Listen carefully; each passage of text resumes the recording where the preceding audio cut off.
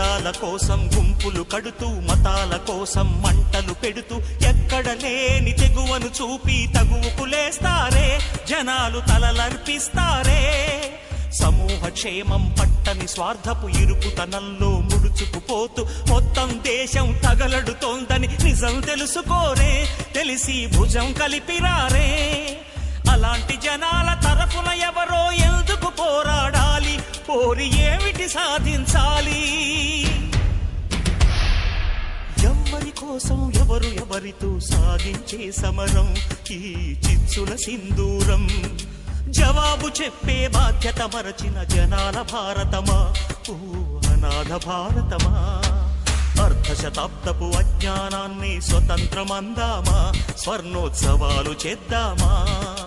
ఆత్మ వినాశపు అరాజకాన్ని స్వరాజ్యమందామా దానికి సలాము చేద్దామా